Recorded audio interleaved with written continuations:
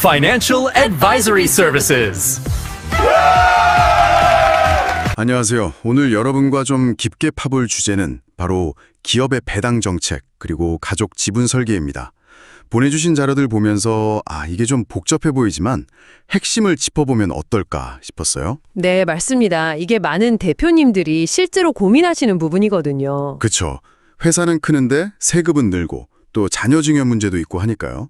오늘 이 실타래를 좀 풀어보겠습니다. 좋습니다. 그럼 첫 질문인데요. 왜 이 정기적인 배당 정책을 스마트한 절세 전략이라고들 할까요? 특히 CEO 개인 자산 관리에도 중요하다고 하고요. 네. 그게 참 재밌는 지점인데요. 배당이라는 게 단순히 그냥 이익 나눠주는 걸 넘어서요. 여러 가지 전략적인 목표를 달성할 수 있는 도구가 됩니다.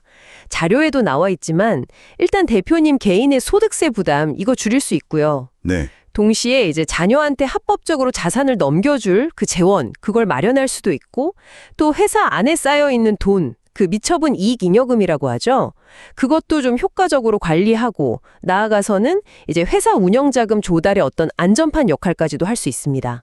단순히 이익 분배가 아니군요. 그렇죠. 이걸 좀 더 넓게 보면 결국 세금 아끼는 걸 넘어서 회사의 현금 흐름도 안정시키고 또 다음 세대로 경영권 넘길 때 생길 수 있는 분쟁 같은 거 있잖아요.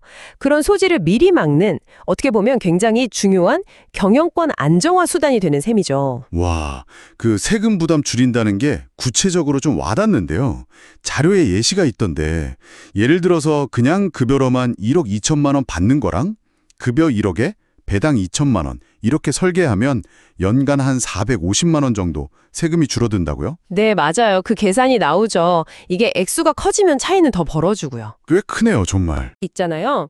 그분들까지 포함해서 지분을 어떻게 설계할 건지, 또 매년 회사의 이익잉여금이 얼마나 쌓이는지 보고 배당 계획을 세우는 거, 그리고 필요하면 중간 배당 같은 것도 활용하는 방안, 이런 것까지 다 고려해 볼 수 있습니다. 중간 배당이요? 그건 좀 생소한데 어떻게 하는 건가요? 네, 중간 배당. 자료에 예시가 있었죠? 네, 보니까 이사회 결의로 특정 날짜를 딱 정해서 예를 들면 5월 1일을 기준일로 하고 5월 30일에 지급한다 이런 식이던데요. 맞습니다. 그 상법의 근거 조항 제462조의 3이 있어서요. 미리 정관의 규정만 해두면 이사회 결의만으로 1년에 한 번은 정기주총 없이도 중간 배당을 할 수가 있어요. 훨씬 좀 유연하게 자금을 쓸 수 있겠네요. 그렇죠. 상당히 유연하죠. 다만 이제 배당 기준이 최소 2주 전에는 주주들한테 알려줘야 하고요. 그리고 방금 말씀하신 것처럼 이런 중간 배당 결의, 같이 회사의 중요한 업무 집행을 결정하는 핵심 기관이 바로 이사회입니다. 그렇군요. 자, 그럼 이제 가족 지분 설계, 특히 증여 이야기로 좀 넘어가 볼까요? 여기에 골든타임이 있다. 이 표현이 되게 흥미로웠어요. 왜 하필 특정 시점들이 증여하기에 좋다는 건가요? 그 이유가 궁금한데요. 네, 그 골든타임 자료에서 보면 크게 한 3가지 시점을 꼽고 있습니다. 첫째는 법인 딱 설립하고 나서 정말 얼마 안 됐을 때, 한 1개월 이내. 이때는 보통 주식 가치가 그냥 액면가 수준이라 제일 낮거든요. 제일 쌀 때군요. 그렇죠. 그리고 두 번째는 첫 결산일이 오기 전, 이때는 세법상 기한 후 신고 같은 걸 활용하면 증여 시점을 좀 유리하게 가져갈 여지도 있고요. 그리고 세 번째가 이제 비상장 주식 가치 평가 발식이 좀 본격적으로 복잡해지기 전, 그러니까 보통 설립하고 한 3년 이내를 말합니다. 3년이요? 왜 3년이 중요한 기준이 되는 거죠? 그게 왜 그러냐면요. 3년이 지나면 주식 가치를 평가하는 방식이 달라져요. 그전까지는 주로 회사의 순자산 가치를 보는데 3년 차부터는 회사가 벌어들이는 이익, 즉 손해액 가치를 3대2 비율로 더 중요하게 봅니다. 그러니까 회사가 이익을 내기 시작하면 3년째부터 주식 가치가 확 뛸 수 있다. 이런 말씀이시군요. 네, 정확합니다. 갑자기 가치가 높아질 수 있으니까 그 전에 증여하는 게 아무래도 증여세 부담을 줄이는 데 유리할 수 있다는 거죠. 이야, 타이밍이 정말 중요하네요.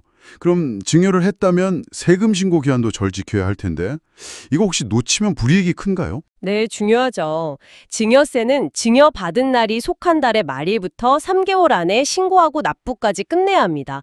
기한 안에 딱 신고하면 내야 할 세금의 3%를 깎아주는 혜택이 있는데 이걸 놓치면 그 혜택은 당연히 못 받고 거기에 더해서 신고 안 한 것에 대한 가산세, 또 늦게 낸 것에 대한 가산세까지 붙습니다. 아이고, 배보다 배꼽이 더 커지겠는데요. 네, 잘못하면 그렇게 될 수 있으니 꼭 기한을 지키셔야 합니다. 알겠습니다. 자, 그럼 배당이나 증여를 통해서 이 지분 구조의 변화를 주려면 결국 회사 차원에서 공식적인 결정이 필요하잖아요. 아까 이사회 역할 잠깐 얘기했지만 주주총회도 중요하지 않습니까? 특히 지분 구조 바꾸려면 정관을 고쳐야 할 수도 있을 텐데 이건 꽤 중요한 사안일 것 같은데요. 아, 네, 맞습니다. 종관 변경처럼 회사의 어떤 근간을 바꾸는 그런 중요한 결정들은요, 일반적인 결정, 그러니까 보통 결의보다 훨씬 더 엄격한 요건이 필요해요.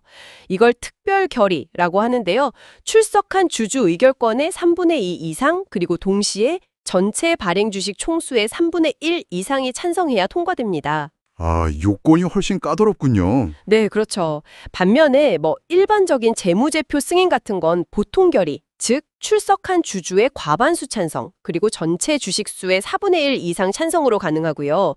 이렇게 사안의 무게에 따라서 필요한 동의 수준이 다르다는 걸 기억하셔야 합니다. 네, 오늘 이렇게 쭉 들어보니까 기업의 배당 정책이나 가족 지분 설계라는 게 이게 단순히 법 지키는 걸 넘어서 정말 세금 관리, 또 자산의 원활한 이전, 더 나아가서는 회사의 안정적인 운영까지 다 고려한 굉장히 좀 고도의 전략적인 도구다, 이런 생각이 드네요. 이 요소들이 서로 어떻게 딱 맞물려서 돌아가는지 이해하는 게 진짜 핵심이겠어요. 정확하십니다. 결국 핵심은 사전 계획, 그리고 장기적인 관점인 것 같아요. 그냥 눈앞의 절세 효과만 볼 게 아니라 이 결정 하나하나가 앞으로 몇 년 혹은 다음 세대에 걸쳐서 회사랑 주주들한테 어떤 재무적인 영향, 또 관계적인 영향을 미칠지 이걸 좀 다각도로 신중하게 접근할 필요가 있습니다. 네, 정말 그렇네요. 그럼 마지막으로 오늘 이야기 들으신 여러분께 이런 질문 한번 던져보면서 마무리할까 합니다.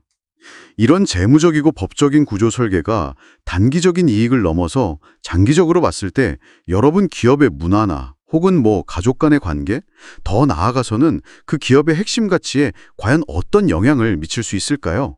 한 번쯤 곱씹어 볼 만한 질문인 것 같습니다.